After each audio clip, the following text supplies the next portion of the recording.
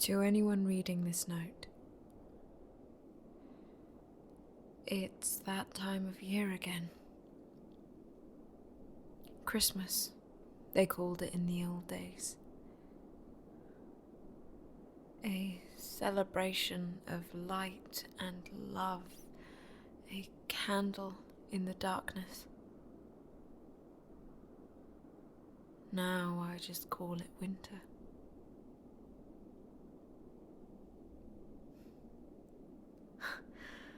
I talk about it as if it was a lifetime ago, but in reality it hasn't even been a decade since they came.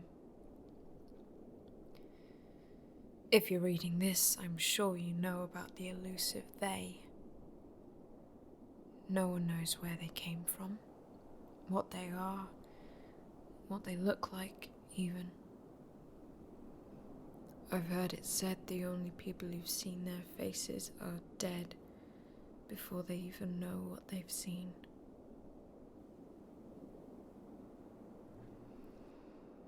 Luckily for my family, we lived out here in the middle of nowhere. The view is gorgeous in spring. The sun rising above the hill behind us and shining down into the basin of the valley in full view below. This was where I grew up. You're treading the boards on which I had my first steps. You climbed over the fence I helped build when I was 10. You might even be sleeping in the bed that I had my first kiss in.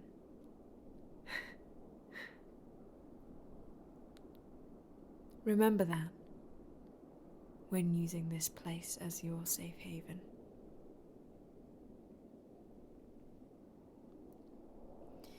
If you can't remember what a TV is, it's a box that would show you things happening around the world, and one day I woke up to find it showing littered streets and bloody walls.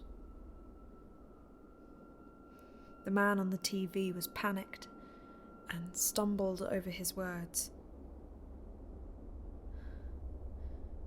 The last thing I heard him say was, "They are here, and the dark is no longer safe."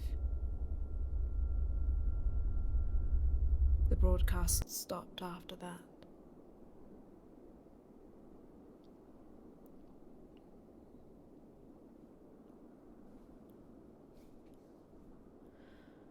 We lasted a few months. We thought we'd survived. We thought we were safe.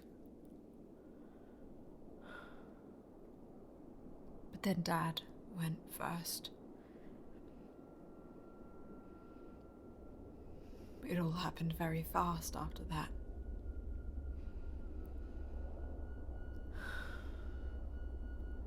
We told him not to leave, but we had no firewood left, and sleeping in the dark is dangerous. Mum and I waited for him, huddled in the light of a dying candle. We heard him cry out for us. I tried to shout back, but my mum put a hand over my mouth. I scoured the darkness with tired eyes, looking for any sign of him. But I couldn't see through the veil of night, smattered with snowflakes.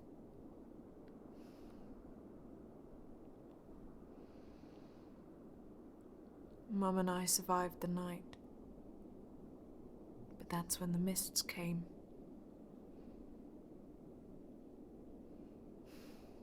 Mum went shortly after that, thinking the mists would be safe in daylight. I found her body the next morning, along with Dad's.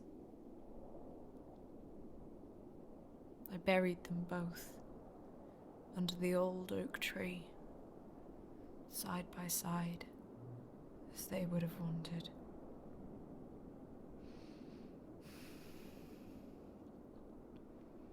It makes me sad to think that I may never be buried with them.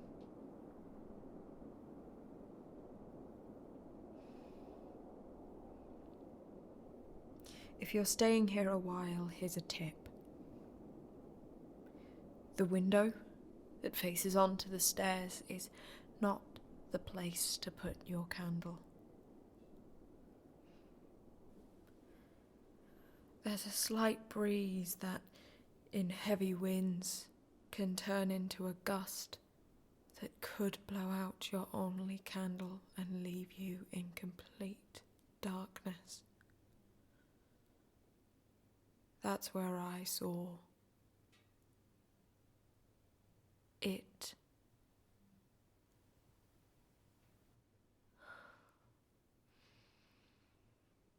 They're not wrong, you know, what they say about them. The only people who've seen their face are dead before they can even register what they've seen.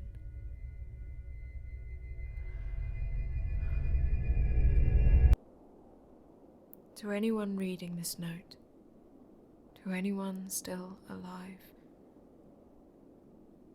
could I ask of you one small favor? Could you bury me under the old oak tree? I want to be with my parents again, and it's cold by this window, especially at this time of year.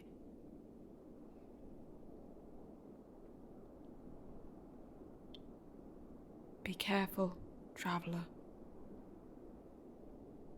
Oh, and Merry Christmas.